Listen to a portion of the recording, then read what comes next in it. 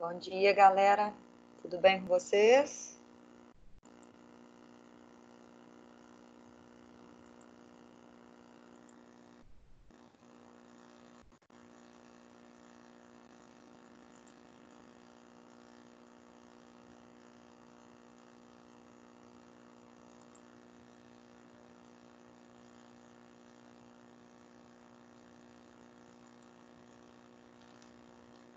Bom dia, gente. Tudo bem com vocês?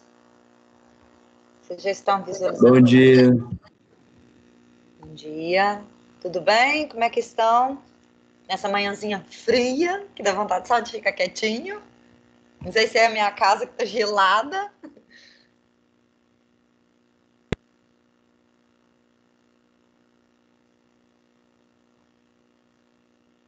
Deixa o pessoal ir entrando, vocês vão lendo minhas frases, que hoje a gente vai falar um pouquinho de amor antes de começar, ou melhor ainda, antes de dar continuidade à pontuação. Então, espero que vocês estejam vendo a tela e vão pensando sobre as frases para vocês me ajudarem a falar sobre. Nossa, eu não sei se é igual o João Gabriel também colocou aqui na casa dele, muito frio. Eu não sei se é o piso daqui, eu sei porque o sol começa a bater ali na minha janela, mas demora um pouco a esquentar, tá muito gelado. Faz parte, né? Acho que é a época do ano. E o ano passado não fez frio como tá fazendo esse ano.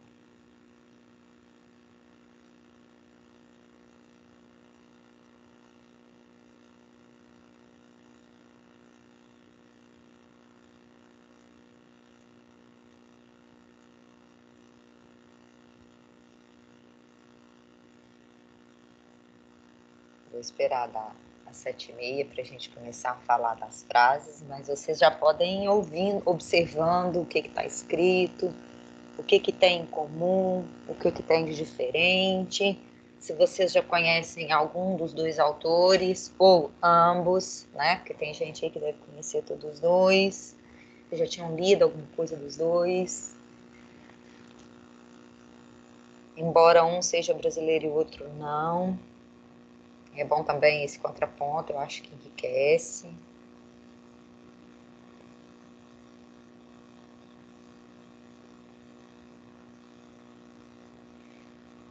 Bom, vamos começar? Então, bom dia a todos, sejam bem-vindos, que vocês tenham um dia repleto de boas energias, de muita alegria. Como diz a Viviane Mosé, a alegria, ela vem de fora para dentro e de dentro para fora. A gente tem que aprender a encontrar alegria em todos os momentos em que a gente está inserido. Então, o que me dá prazer, o que me desperta, o que me faz sair do lugar comum, o que me faz sair da letargia, o que me traz alegria, né? Que me faz sentir contentamento, que alegria é essa, né? E aí a gente vai traçar um ponto também de apoio entre essa energia boa, essa alegria, esse contentamento que pode abrir o nosso dia, especialmente um dia que eu acredito que será ensolarado, né? Pelo início da manhã fria de hoje, mas com o céu bastante azul. Então, vamos pensar nessa alegria, nessa energia boa, associando ao amor. Amor é um sentimento tão complexo, uma emoção tão densa, que muitas vezes mais machuca do que traz alegria, já que o nosso foco é esse contraponto com a alegria. Então, observem bem as duas frases que vocês têm na tela aí. Tá todo mundo vendo, gente? Me diz aí direitinho. A segunda tela tem um áudio, aí se vocês não estiverem ouvindo, vocês me dão um toque, que eu acho que vale a pena ouvir o que eu trouxe hoje, tá? Pra gente traçar um ponto, ver outras coisas e ao mesmo tempo amarrar com os nossos conteúdos que fazem ponte com tudo isso. Vocês estão vendo a tela? Todo mundo? Me dê um ok aí, por favor.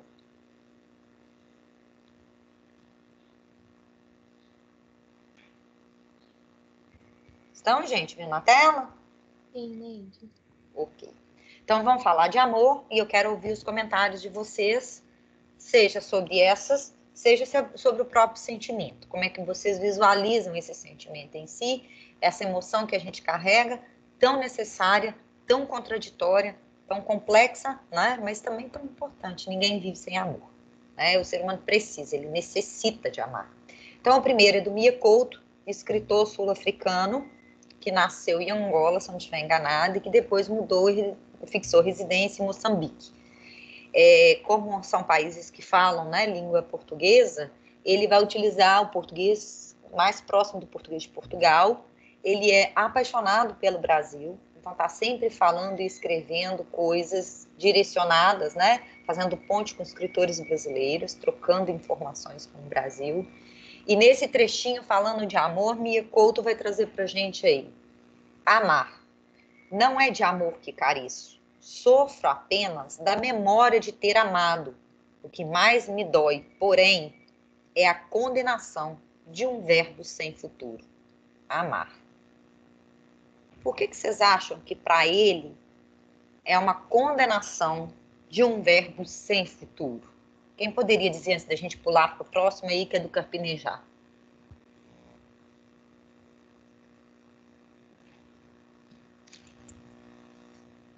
Enquanto o pessoal vai chegando, a gente vai trocando ideias aí sobre amor. Sejam bem-vindos a quem está chegando aí, nessa manhãzinha fria. Vamos esquentar falando de amor. O que vocês me dizem da primeira? Por que vocês acham que, para Mia Couto, amar é um verbo sem futuro?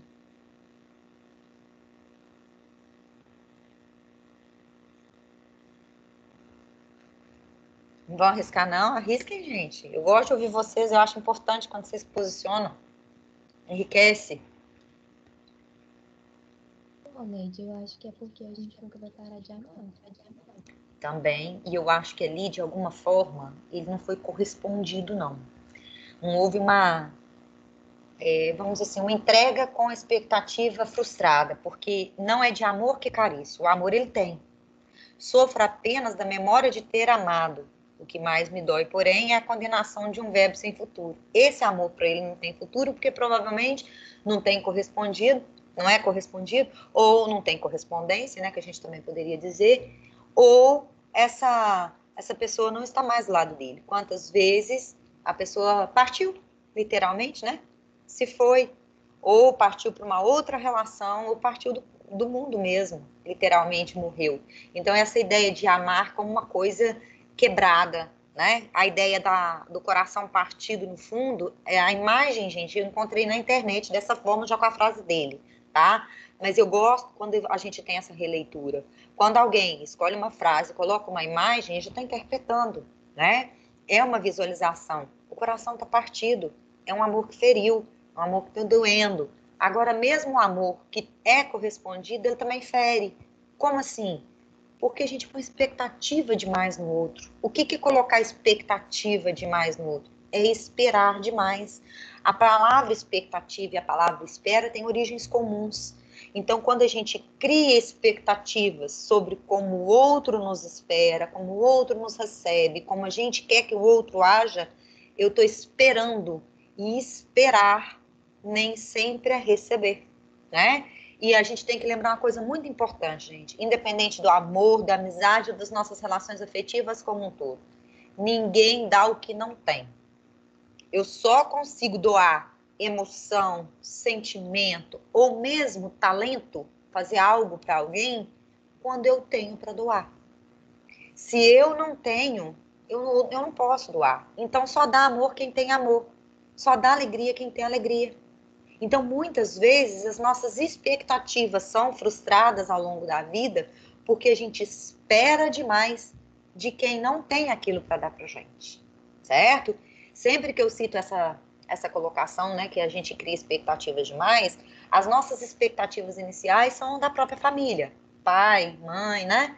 Meu pai, por exemplo, meu pai sempre foi um homem muito fechado, que tinha uma maneira de lidar, de ver a vida, com muita dificuldade de demonstrar suas emoções, de demonstrar seus sentimentos. Ele foi educado, criado assim, não podia demonstrar, não podia mostrar que estava sentindo aquilo ali. Então, como ele não podia mostrar nem demonstrar, ele foi ficando fechado. Às vezes era aniversário, meu aniversário é 31 de dezembro, o último dia do ano. Ele chegava e falava assim, hoje é seu aniversário, né? Mas ele não conseguia levantar e ir lá me dar um abraço. Aí eu chegava, pai, hoje é meu aniversário e eu quero um abraço. Então, ele não sabia abraçar, ele não sabia demonstrar. Então, para ele, era difícil dar amor, demonstrar amor, porque ele não tinha tido. Tanto a minha avó quanto o meu avô criaram meu pai, que era o filho mais velho, de uma maneira muito seca. Ainda bem que a minha mãe é o oposto, né? Ela literalmente transborda esse amor. Então, ela fazia tanto com que a gente tentasse dar a ele, né, esse carinho, essa emoção, essa coisa, né, de afago, de afeto, porque eu tô até vendo aqui que tem gente que colocou aqui no bate-papo que o pai também é assim. Não deixem de demonstrar esse amor, tá, gente? Principalmente para a família que tá perto. Eles não fazem porque eles não dão conta, não porque não querem, e sentem falta. Todo ser humano sente falta de amor. Não tem jeito, sente falta de carinho, sente falta de abraço, né? Quantas vezes a gente... Outro dia eu vi um vídeo, até... Eu sou muito mole, né? Eu brinco com o Daniel, que eu choro até em comercial de margarina, e ele fica rindo de mim, de vez em quando eu tô vendo filme aqui, quando ele chega, tá assim, que é isso, mãe? Que você tá chorando? Não, que eu tava vendo filme aqui, chorei até com o filme, e choro mesmo. Literalmente, deixa a emoção fluir, porque eu acho que a gente precisa disso. Então, demonstrem, sabe? Deixem essas emoções virem à tona. Se ele não sabe ir lá e te dar um abraço, não vai lá e abraça. Porque a melhor coisa que tem, né, se acontece essa ruptura por qualquer motivo, que quando eu falei de coração partido, é agora em setembro, primeiro de setembro, vai completar 3 anos que meu pai se foi. E eu olho para trás e falo assim, olha, ele não tinha dificuldade, né, ele não tinha facilidade, melhor dizendo, de demonstrar os sentimentos. Mas eu sabia do sentimento que ele tinha por mim, do sentimento, do respeito, do carinho. Ele tinha muitas dificuldades, né, mas várias das dificuldades que ele tinha, a gente conseguiu quebrar com os abraços que a gente dava. Ele abraçava a gente todo torto, gente, todo duro. Outra hora abraçava a gente, achava que a gente ia quebrar a gente de tanto que ele apertava a gente. Então, é a forma de dizer pra gente, né, de alguma forma, que ele correspondia a esse sentimento. Então, não espere os corações ficarem despedaçados e quebrados só na memória de ter amado alguém, ou que partiu, ou que tá aí do lado, mas a gente fala, não vou demonstrar o que eu sinto, não, vai que ele me corresponde. Se ele não corresponder, gente, ninguém dá o que não tem. Às vezes não tem para te dar. Então aprenda a perdoar que esse amor às vezes não tem a correspondência. É difícil pra caramba, mas é necessário, certo? Então eu acho que todos nós carecemos de amor. E ali no Mia Couto ele está dizendo que ele não carece de amor porque ele possui esse amor, ele tem esse amor. Ele só não está recebendo esse amor. Quando a gente tem, a gente quer também receber. Porque amor é troca, é um sentimento que precisa da troca. Quando a gente vai lá para os gregos, a gente tem vários tipos de amor, né? O amor eros, o amor ágape, né? O amor filos, e outros que têm uns nomes diferentes, que depois eu acho que até vale a pena a gente trocar em outros momentos. Então, demonstrem esse amor, não sejam condenados a um amor sem futuro, como o Mia Couto coloca para a gente também no primeiro texto. Olhem ao outro, que é o do Carpinejar. Fabrício Carpinejar é um poeta atualíssimo. Ele tem um canal no YouTube que eu quase morri de rir outro dia, que eu descobri por acaso. Eu recebi o link de uma amiga e resolvi ver. O programa dele chama Procon do Amor. Aí as pessoas mandam mensagens e a partir das mensagens ou das perguntas que são feitas para o Carpinejar, ele faz, acho que é uma vez por semana, se eu não estiver enganado, o Procon do Amor. Literalmente, o Procon não é para reclamar? Você não reclama de um produto que veio com defeito, né, ou de um mau atendimento e tal. Então, é literalmente para reclamar sobre as suas relações afetivas. Então, é um programa muito engraçado e ele vai falando o que ele vai pensando sobre as relações afetivas.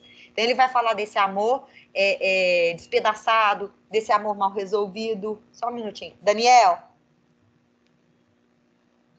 você ouviu o interfone? Então, por favor. Bom, então o amor precisa de garra mais do que inspiração. Permanecer com vontade de ganhar o coração do outro, mesmo depois de já ter conquistado. Então, olha o que ele está querendo dizer para a gente, Daniel.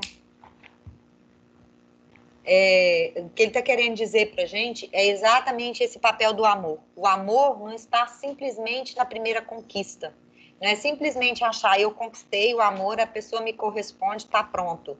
Eu preciso de observar que o amor, ele tem que ter essa vontade de ser refeito, remanejado, reconquistado no dia a dia. Todo dia pode ser refeito. Eu queria ver se tem algum comentário das duas frases, principalmente dessa segunda, antes de eu colocar o Clóvis de Barros Filho para falar de amor para vocês aí. Que é um trechinho só, curtinho, antes da gente dar sequência. Alguém quer fazer algum comentário aí? Neide, eu concordo muito com essa segunda frase, porque assim, quando a gente ama, eu tô dizendo isso, não é um que fala, pronto, eu acho que esse desgaste, talvez que já estou indo cabo, mas... Com certeza, ou seja, que a gente precisa sempre manter, né, essa chama de alguma forma, esse sentimento vivo. Se a gente não cuida, muita gente fala que amor é igual a plantinha, precisa ser cuidado. Se você não regar todo dia, a plantinha vai morrer. Ou pelo menos de vez em quando, né? Não digo todo dia. Seja a relação afetiva, nem sempre a gente está bem todo dia para cuidar e cativar as relações, os sentimentos. Mas eu acho que se a gente não cuida das relações, se a gente não cuida dos nossos sentimentos, ele também vai morrer. Bom, eu vou colocar para vocês aqui a próxima tela. Deixa eu só conferir aqui se não tem. Que outro dia eu fui colocar para o AV, era até o mesmo vídeo, e o áudio estava com problema. Então, vou soltar aqui, que é o Clóvis de Barros Filho. Ele é filósofo, ele é historiador, ele é uma série de coisas. Ele já esteve aqui em Divinópolis mais de uma vez. O Integral tentou trazê-lo, mas ele é um palestrante bastante caro, não é fácil trazê-lo. E mais, o curioso dele é que a última vez que ele esteve em Divinópolis, foi em uma palestra, né, à parte, que um grupo empresarial trouxe.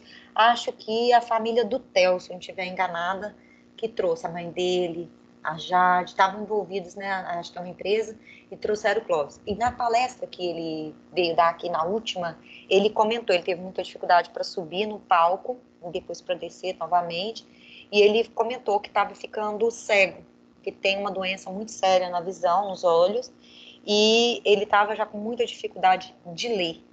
Então, eu estou seguindo ele num canal, que depois, se vocês quiserem olhar, é bem legal, tem muita coisa legal, que é o Inspire-C. Tem o site e tem o canal do YouTube. Ele publica nesse canal várias palestras, tem várias palestras dele antigas, palestras de outras pessoas também, que tem a ver com a história, com a filosofia, né, que dialogam com a psicanálise, que dialogam com os temas que são recorrentes, né, na nossa atualidade. Tem muita coisa bacana lá.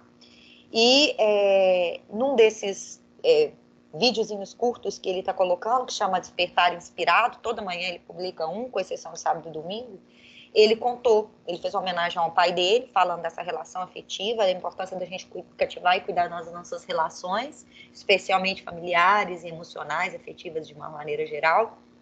E aí ele comentou que ele estava, agora não conseguia ler de fato, né? Mas ele agradecia muitas pessoas que se dedicavam a trabalhar com os audiolivros, que são pessoas que pegam livros famosos, como ele citou, que estava trabalhando, estudando Crime e Castigo, do Dostoiévski, né? Então ele disse que já é uma obra que ele já tinha lido e que ele está ouvindo novamente, e que isso faz com que ele tenha uma visão da obra diferente, porque quando você relê um livro, a sua visão muda.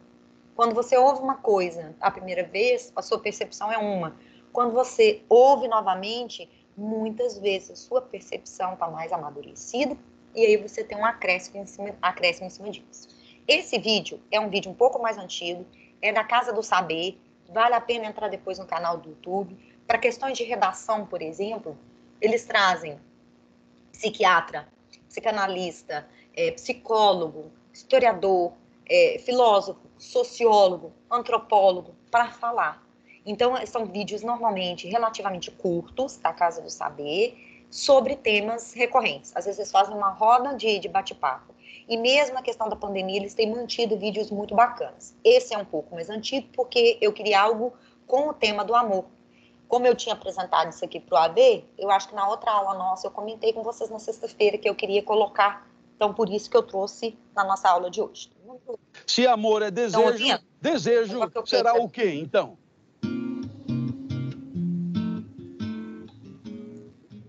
uma das definições da filosofia mais incríveis é a definição de Eros, trazida por Sócrates no banquete de Platão. O tema era mesmo o amor. E o amor, Eros, naquele momento, era ao mesmo tempo um Deus e o sentimento. Esquisito para nós, não? Um Deus ser um sentimento.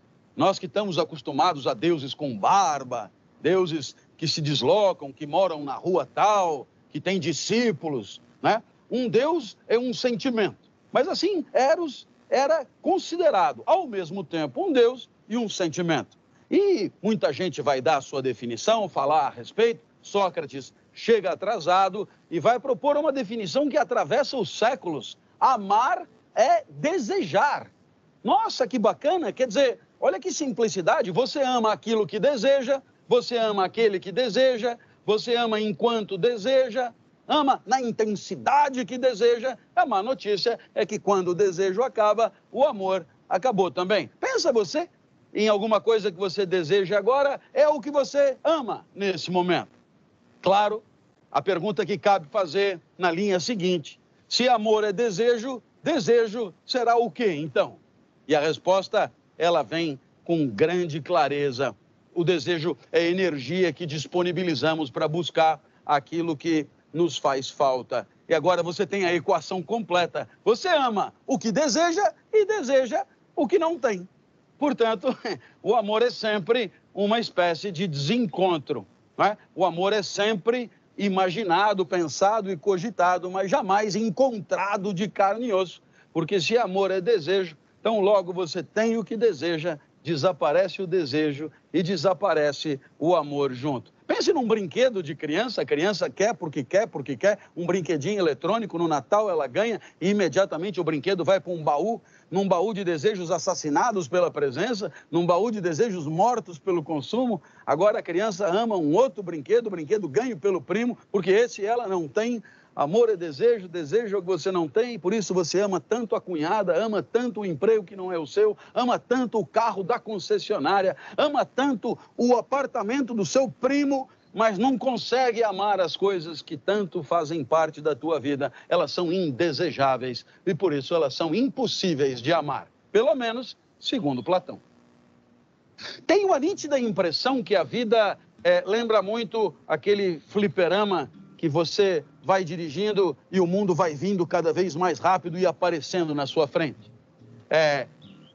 Nesse mundo que aparece na tua frente, vem de tudo.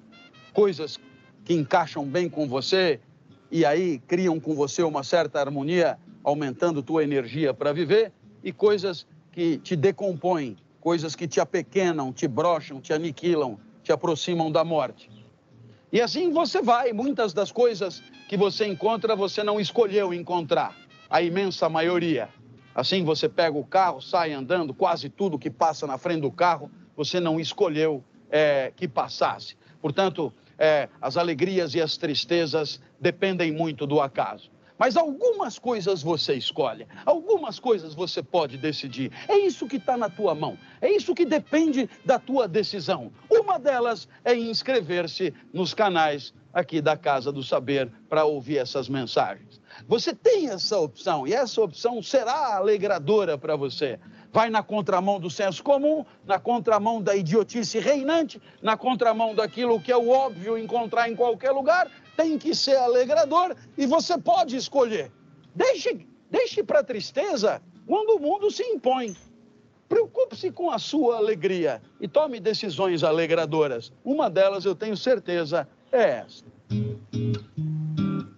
Bom, como vocês perceberam, né, ele vai falar aí nessa pequena palestra dele, né, é um recorte de uma fala maior, mas é interessante a abordagem que ele nos traz, porque ele vai falar do amor como desencontro. Porque a gente ama aquilo que a gente deseja, mas a gente deseja aquilo que a gente não tem. Então, uma coisa puxa a outra. Então, automaticamente, o que ele diz? A partir do momento que você tem o que você deseja, você deixa de amar. Em uma fala dele maior, falando sobre o amor e sobre esse assunto, ele diz que o amor precisa trabalhar na manutenção do desejo. E esse é o ponto mais difícil. né? Porque como que a gente vai fazer com que esse sentimento possa ser renovado a cada dia nas diversas experiências que muitas vezes nos frustram, tá? E ele traz isso a partir de umas metáforas muito interessantes. Então fica a dica aí, se alguém mais quiser dar uma olhada lá no Na Casa do Saber, Território do Conhecimento, se eu não estiver enganada também, ele tem uma fonte lá, tá sempre falando algumas coisas, eu acho que vale a pena, tá? Bom, a Isadora até falou que não tinha pensado aqui no amor dessa forma. Muitos de nós não, porque a gente pensa no amor como uma coisa que existe, ponto. Mas a gente não pensa, por que que eu tenho, né? Por que eu estou sentindo isso? Às vezes a gente não relativiza ou não analisa aquilo que a gente está sentindo, né? É muito comum, nós estávamos trabalhando desde o início do ano, e eu acho que essa fala inicial nossa de hoje, ela caminha nessa relação também, de falar de razão e emoção. O amor está no campo da emoção. Só que quando a gente trabalha a emoção, né, a partir de um ponto também racional, que é o que ele nos apresenta, faz com que a gente repense determinadas emoções, determinados sentimentos, e a gente cresça a partir disso, né? A gente para de sofrer por bobagens, que é o que nós falamos desde o início, porque cada um só nos dá aquilo que tem, aquilo que possui. Então, às vezes, a pessoa não nos ama como nós gostaríamos que amasse, porque ela não consegue, ela não dá conta, né? Isso não está dentro dela, então ela não consegue projetar isso pra gente. E eu comentei, acho que eu comentei, não sei se foi na aula de vocês, não lembro se foi na de vocês, se foi na do avançado, que um amigo uma vez me perguntou qual que era o ponto principal, ou qual era a minha preferência numa equação, como que ele diz ali, quase sem saída. Se eu preferia amar e não ser correspondida, ou se eu preferia não amar ninguém. Eu falei que eu preferia a primeira hipótese. Amar e não ser correspondida é melhor do que não amar ninguém. Aí ela olhou para mim e falou assim, você tem certeza? Dói pra caramba. Como assim? É melhor? Eu falei, não, a ideia do vazio me consome. A ideia de ter ali um campo vazio e que você não tem o sentimento dentro de você, melhor você ter o sentimento dentro de você e ele não ter, né, um ponto de apoio para ser externalizado, né, mas ele está ali, do que não tê-lo. Então, eu acho que a gente precisa aprender a regar esse amor que está dentro da gente, porque em algum momento a gente vai conseguir achar para quem, para onde e como extravasá-lo de uma maneira saudável e benéfica para nós e para o outro. Eu acho que amar nunca é demais, certo? Alguém quer acrescentar alguma coisa? Porque isso aqui nós já comentamos, né? Eu falei que eu ia partir dessa tela, vocês estão lembrados? Para a gente retomar e fechar outros sinais de pontuação e começar com as nossas questões do capítulo 27. Alguém quer acrescentar sobre a questão do amor que a gente comentou aqui, essa visão diferente do que o Clóvis trouxe para a gente?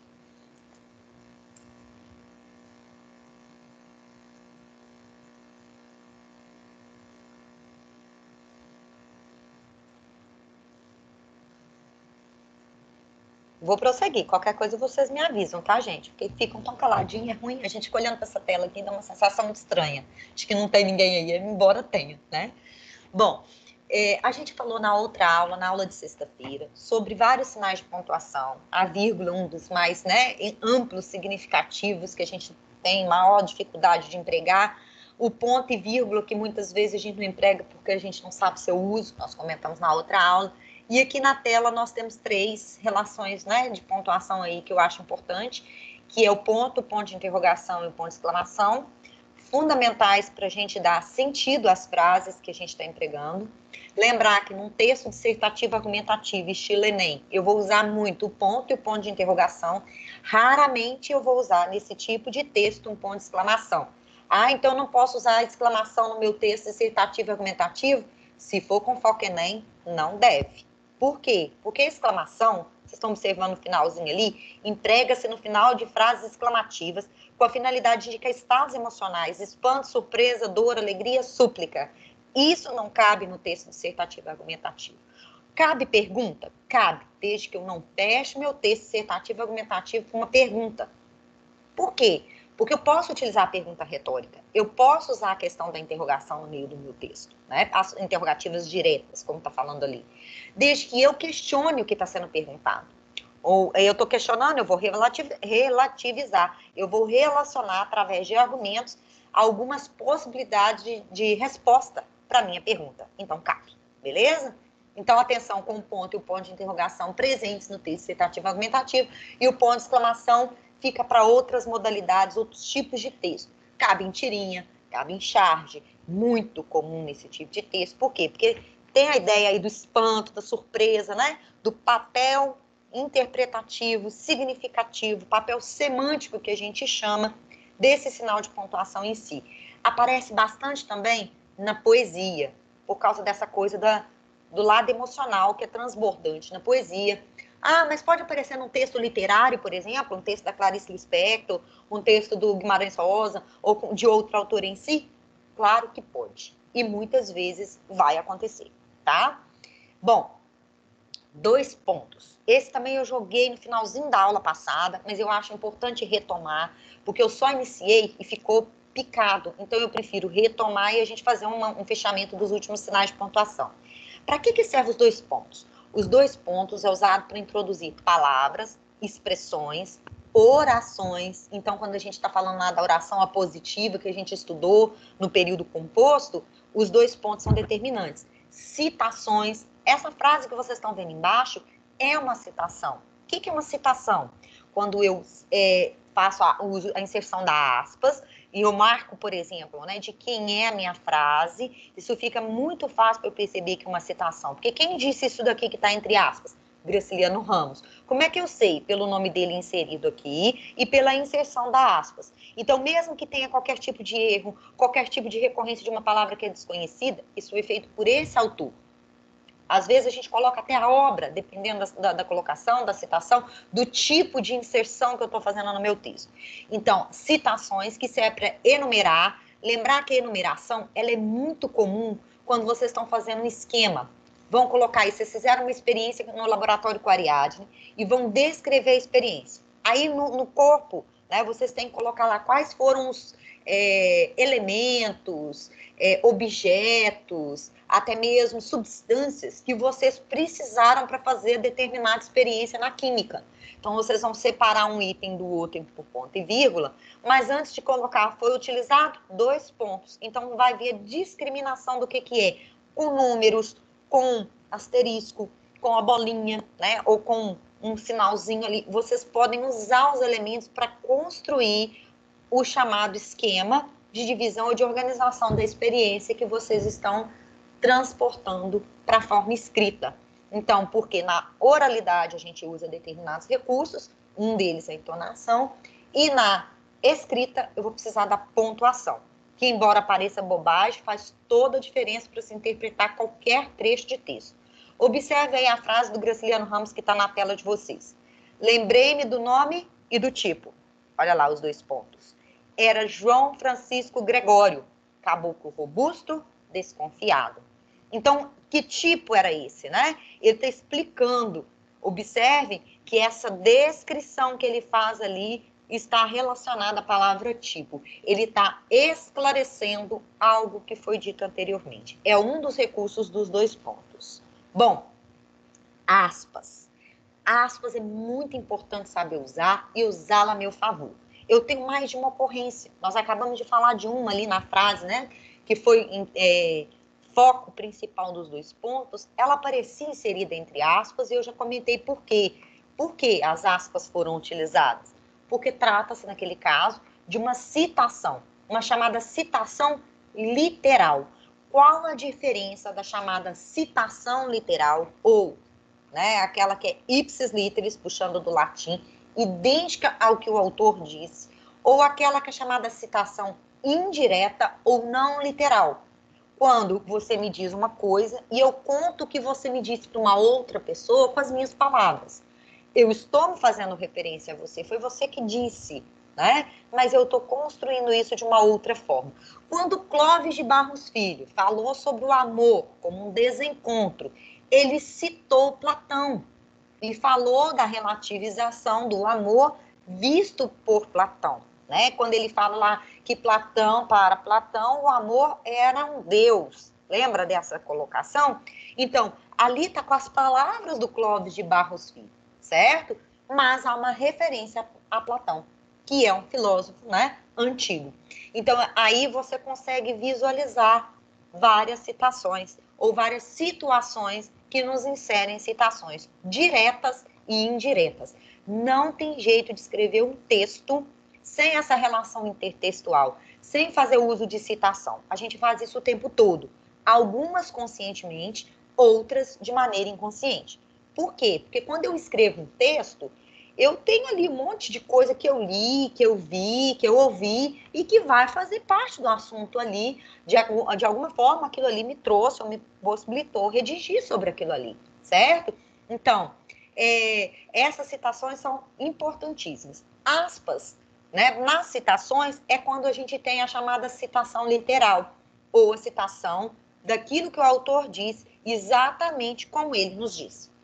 Pode ser usado também, as aspas podem ser usadas também para marcar palavras estrangeiras. Bom, vamos pegar uma palavra aqui que é muito comum, estresse. Como é que escreve estresse, gente? Se eu pedisse para vocês escreverem para mim aí o que é, como é que escreve estresse? Alguém escreve aí no chat para mim aí, como é que vocês escreveriam estresse para a gente poder comentar? Vamos ver se vocês vão usar a palavra estrangeira ou se vocês vão usar aportuguesamento. Ó, o Álvaro, a Aisla, a Maria Eduarda escreveram para mim do inglês. Escreveram a palavra estrangeira, porque a palavra estresse realmente vem do inglês. Já o Henrique, a Laura, o Nino e a Isabela escreveram a palavra aportuguesada.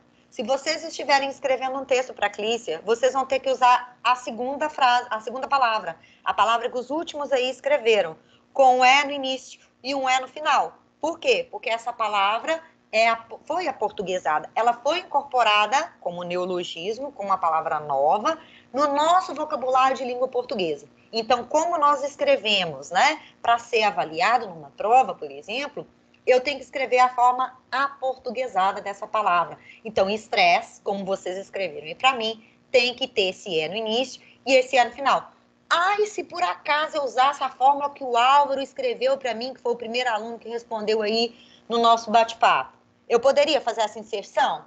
Poderia, desde que eu fizesse a inserção de aspas no início e no final da palavra. A palavra teria que vir inserida entre aspas.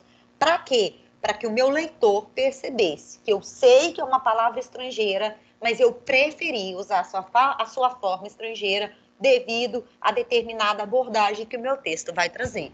Então, aspas também serve para fazer a inserção de um termo intencional, quando é uma palavra estrangeira, um neologismo, uma ironia. A ironia é aquela figura de linguagem que faz uso de uma informação, de uma palavra, de um texto com sentido modificado. Ironia é dizer aquilo que eu estou dizendo, mas para significar o oposto. Então, pensa na frase, mas que careta bonita, hein? Que careta bonita, como assim? Não tem jeito de ter careta bonita, porque careta já é feio, né? Então, presume-se o quê? Uma contradição. A ironia marca isso. Quando uma pessoa está sendo irônico com a gente, ela está jogando com a palavra. Olha bem a tirinha, que é exatamente o que nós vamos ter aí, que é a ideia da ironia. Eu vou terminar de ler o comentário e a gente lê juntas a tirinha aí para a gente comentar o papel, né, da expressão sem graça, entre aspas.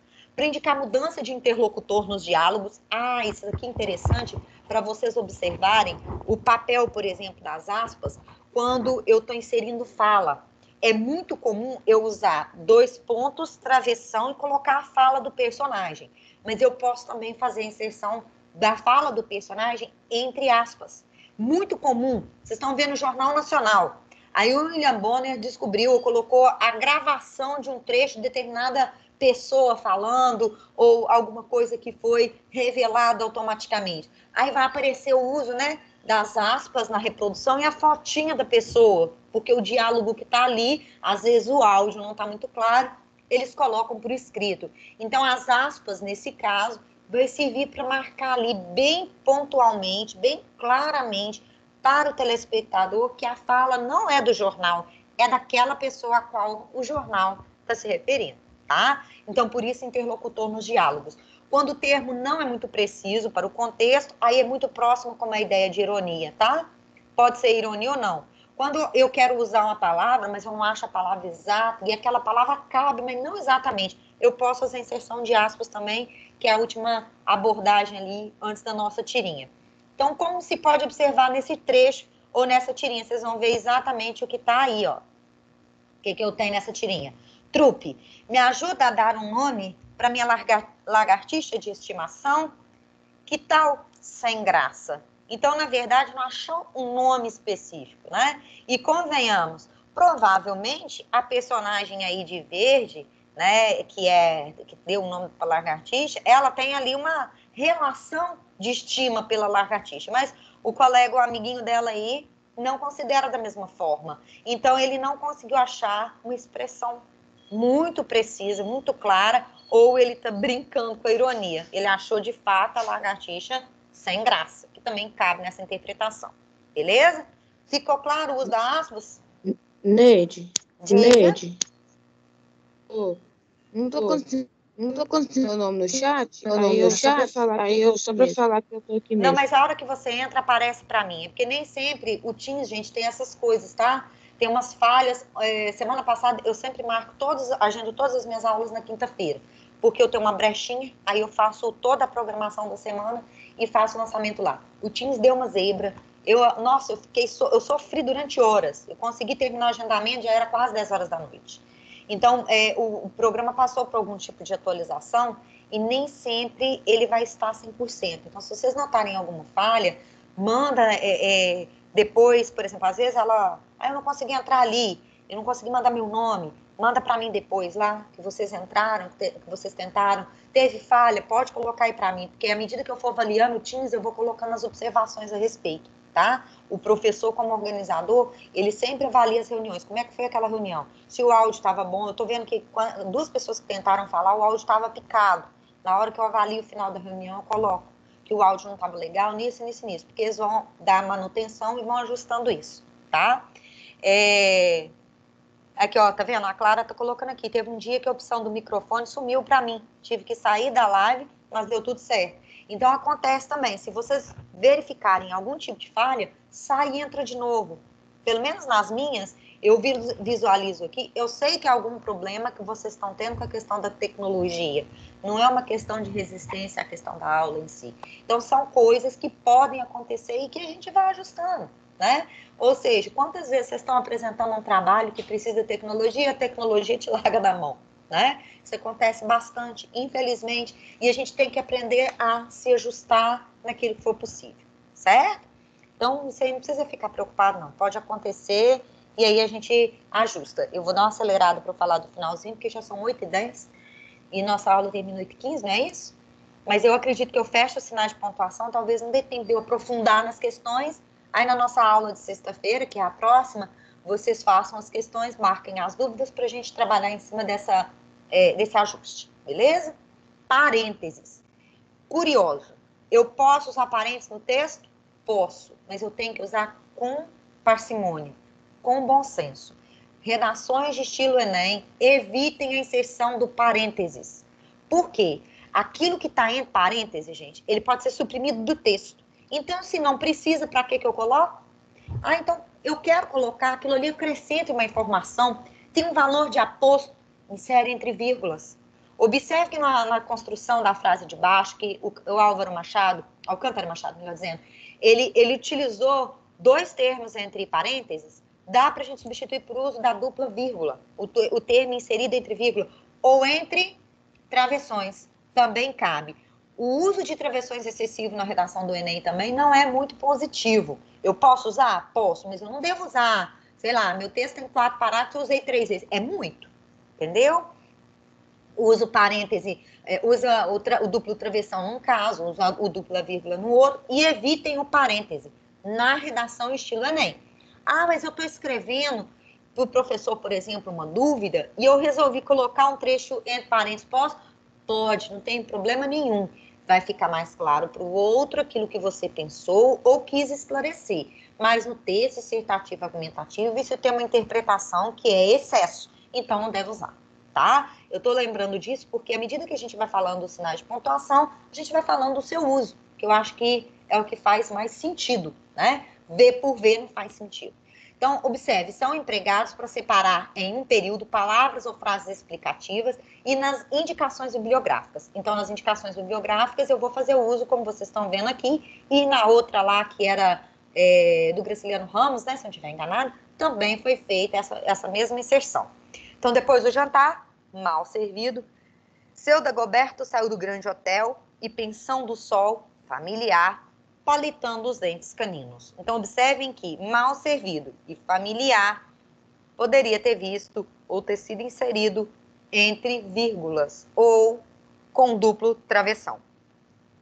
O duplo travessão é muito utilizado pelos meninos no terceiro ano, avançado, mas vocês ainda não têm muito domínio dele.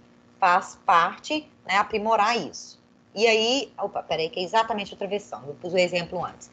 E a gente fecha no travessão, tá bom? Porque o nosso tempo está bem no finalzinho. Travessão é utilizado para indicar a mudança de interlocutor nos diálogos, que é aquilo que eu falei com vocês. Se eu não colocar o travessão, eu tenho que colocar a fala do personagem entre aspas. Para que mais serve o travessão? Para isolar a fala do personagem da fala do narrador. Nós vamos falar disso ali no exemplo, que eu acho que fica mais fácil. Então, observem só. Quer saber de uma coisa? O melhor é nós terminarmos. Terminarmos? Eles sentiam frio. Não combinamos mais mesmo. Então, observe que nesse trecho do Luiz Vilela, eu tenho ali a mudança da fala dos interlocutores. Aqui é um, aqui é outro, aqui é outro. Tá vendo? Então, a mistura dos interlocutores é modificada pela inserção do travessão. Né? Ele vai acrescentando informação. Para isolar a fala do personagem da fala do narrador. Aí é esse aqui, ó, que ele está inserindo no meio, por isso que ele está marcando. Veio de fala. Que deseja agora? Gritou-lhe, afinal, a voz transtornada. Já não lhe disse que não tenho nada a ver com suas histórias? Que é um trecho do Fernando Sabino. Então, esse travessão de cá e de cá serve para isolar a frase. Poderia ser um parêntese? Poderia, mas no texto é mais recorrente a travessão do que o parêntese, certo? Vai muito do tipo de texto. A Isadora está pedindo para eu retomar alguma coisa do ponto e vírgula. Eu até vou anotar, Isadora, e faço sim. Eu acho que o ponto e vírgula, muita gente acaba não usando por desconhecer o uso mesmo.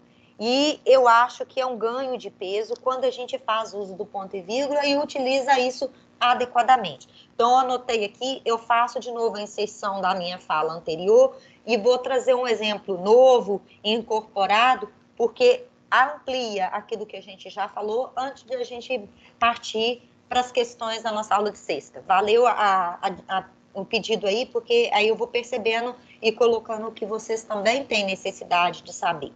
Para destacar, isolar palavras ou expressão no interior das frases. Muito comum com o uso do parêntese, que eu falei com vocês que, por favor, substituam no texto dissertativo pelo uso do duplo travessão. Grande futuro? Talvez naturalista, literato, arqueólogo, banqueiro, político, até bispo. Bispo que fosse, uma vez que fosse um cargo. Então, nessa frase aqui, o Machado de Assis fez uma construção que não é muito comum, e vocês provavelmente vão estranhar, mas ele está fazendo aí o isolamento dessa expressão justamente para agregar valor àquilo que ele está inserindo. Não ficou muito claro porque a utilização dessa construção é típica do século XIX, início do século XX, e a gente quase não faz uso. Mas usar o travessão é muito bem-vindo nos textos. Então, a partir da próxima tela, eu vou falar da reticência e eu retomo com vocês o ponto e vírgula, porque a partir da reticência acabou e eu já entro nas questões que vocês estão vendo que essa tela aqui é a primeira questão do capítulo 27. Combinado? Então, eu anotei aqui ponto e vírgula e reticência para a nossa aula de sexta, e aí a gente já parte para as questões. Combinado? Tenham todos um bom dia, boas aulas para vocês, se cuidem, valeu muito pela presença e pela participação, viu, galera?